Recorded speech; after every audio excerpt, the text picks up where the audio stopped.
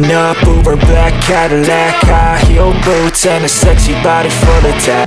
Yun mga ka-best friend, welcome back na naman dito sa ating channel. Sa video ito mga ka-best friend, update natin itong Karusa 200i.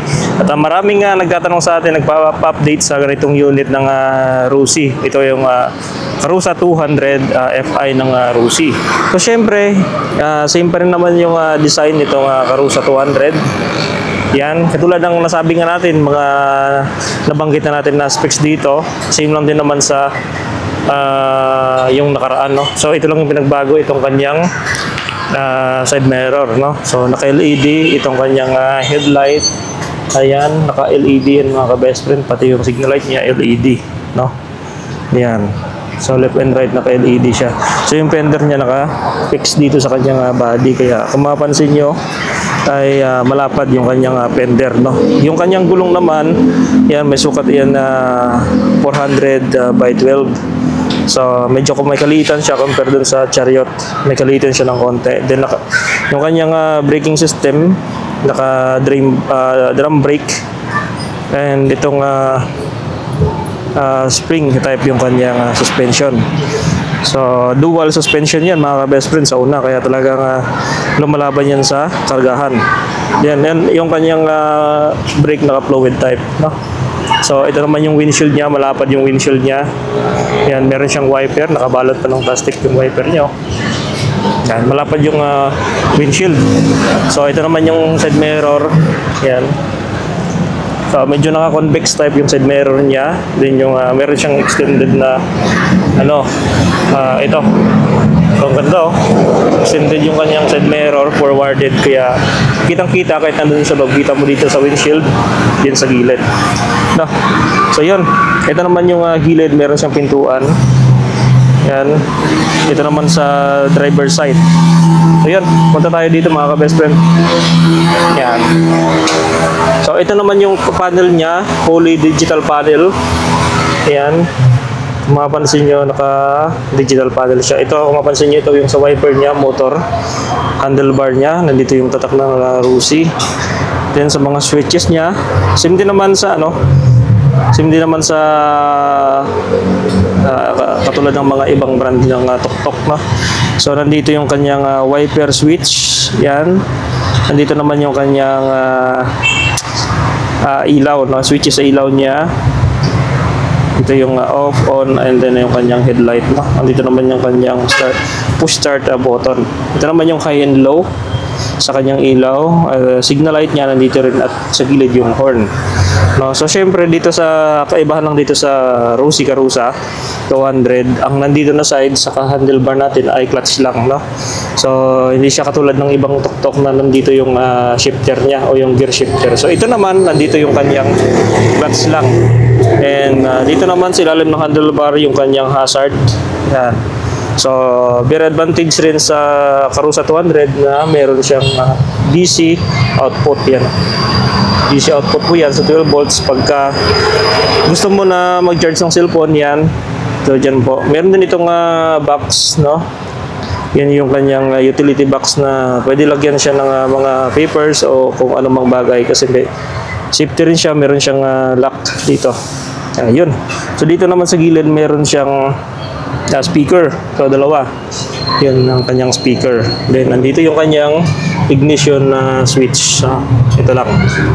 Yan. Yung kagandahan dito kasi may mga lock yung kanyang tag nito, may mga lock yung kanyang storage, no? Ito naman maraming nagtatanong dito, meron ditong sa baba, sa gilid, sa bandang kanan ng driver, merong cup holder. Yan po, pag bibigyan ng soft drinks, kape, yan po nalalagay. Ito naman yung ating brake, foot brake, naka-fluid type yung kanyang brake. So nasa kanan na side. Ito naman yung reverse. So iaangat mo lang po yan at magre-reverse na yan. Yun. So yan naman yung kanyang, ito naman yung kanyang gear shifter. Yan. So nasa paa na yung gear shifter. So sa ibang tok-tok, nandito sa kamay yung gear shifter, kaya medyo mas mangalay sa kamay yung paglipat ng cambio. Ito naman nandito sa baba, sa paa, sa left side natin. So yun, ito naman yung makikita natin sa side mirror natin, kitang-kita yung gilid dito. Kaya ano, talagang advantage pagka forwarded yung ating side mirror. Yun, ganda ng sandalan niya, oh. Matibay yung kanyang sandalan, guys, no. So nandito naman yung fuel cap.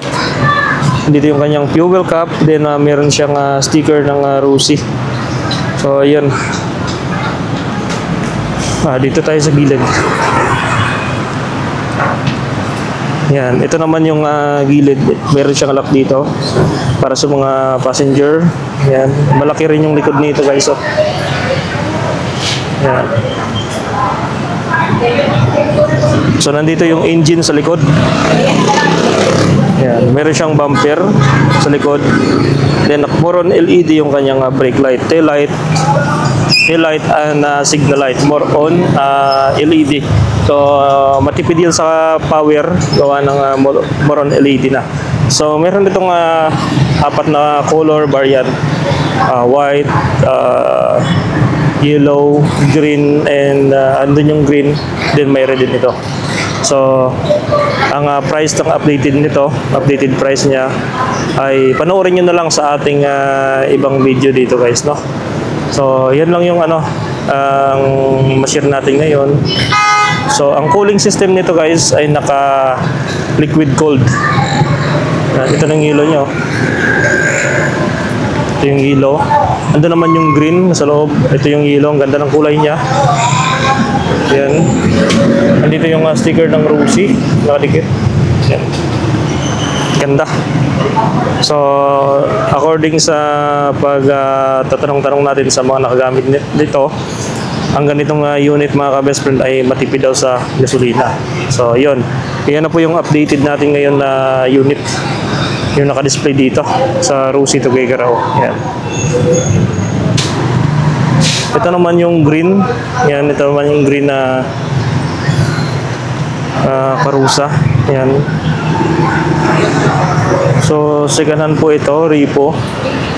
You know, yun, meron na ditong flame. 150X ata yan. So yun, XDB, meron na rin XDB 150i. So yun, punta na kayo sa Rusi Tuguegarao. Available na ibang unit dito, guys, no? Ito naman yung Flash 150X. Ito. So cooling system niya ay naka radiator type.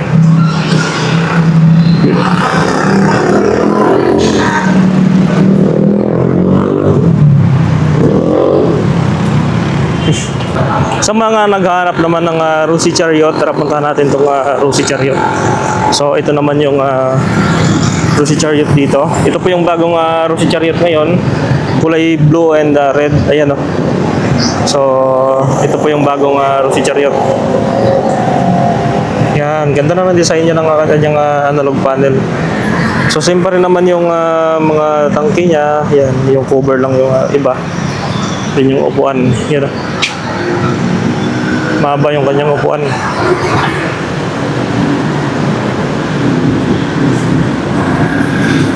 So yung headlight niya medyo pinalit siya ng konti, pero ganda pa naman ang design. Yan, malit siya ng konti. Ito yung kanyang mga signal light. Okay pa, guys, no? Good condition. Ganda ng design ng Rusi Chariot, no? Ito naman yung kulay red. Yan, ito yung kulay red ng Chariot. So sa mga magtatanong sa price, ang presyo nito, guys, ay nasa 117,000 pa rin. Ayun naman ay nasa 172,000 yung isang unit ng Rusi, yung Karusa. Ito ay 117,000. So carb type naman nito, ayun na FI na. Yun, no? So ito naman yung passenger type. Yun. So proceed tayo sa ibang unit. Yun, so puntahan natin yung ating pinapayos na motor dito. So pinayos natin yung ating Skygo na 150cc.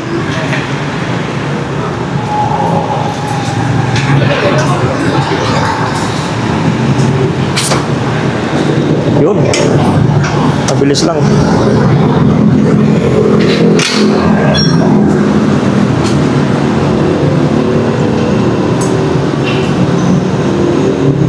Ito bro, may mga supply pa to bro. Wala na. Meron.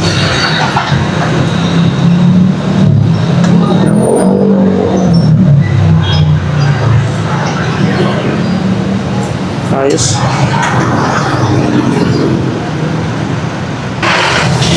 O yun mga ka-best friend, at doon tayo nang galing sa Rosie dito sa Tuguegarao City. So nasagot na natin ang tanong ng ating tropang tanong patungkol dito, nagpa-update siya patungkol dito sa ating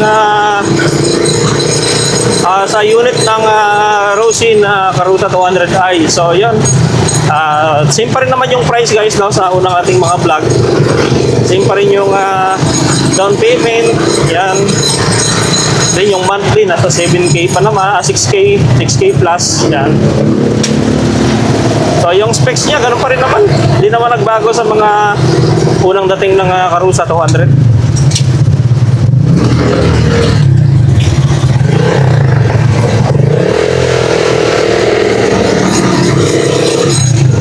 So sa mga requirements, ganun din, valid ID lang ang hinahanap at valid ID lang ang hinahanap, tsaka barangay certificate o barangay clearance. Dala ka lang ng tomaker, yun, makakakuha ka na ng Rosie Karuta 200 Fi.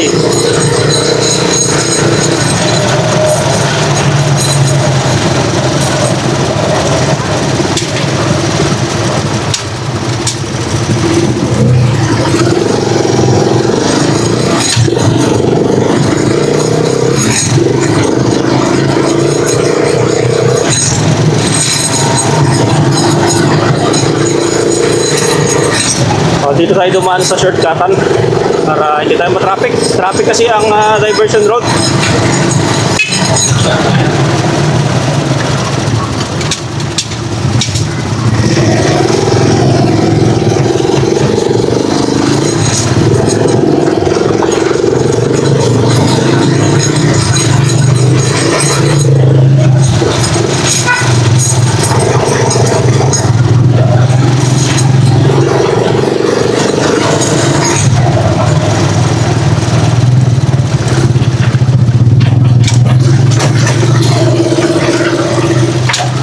Nakasalubong tayong pick-up.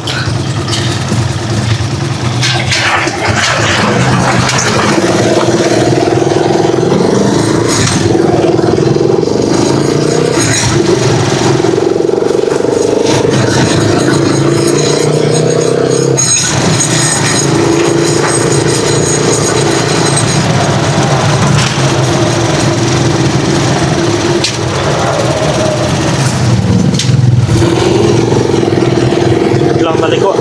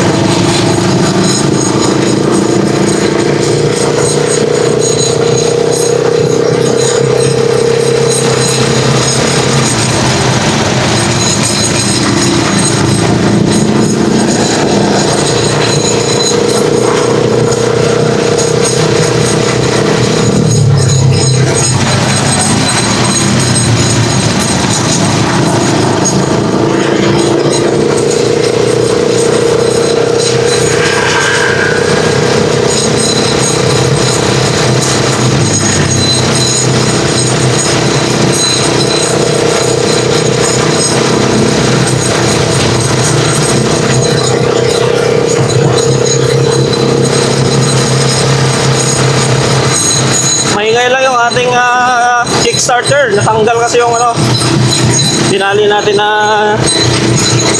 return spring. So mamaya na lang natin ayusin guys.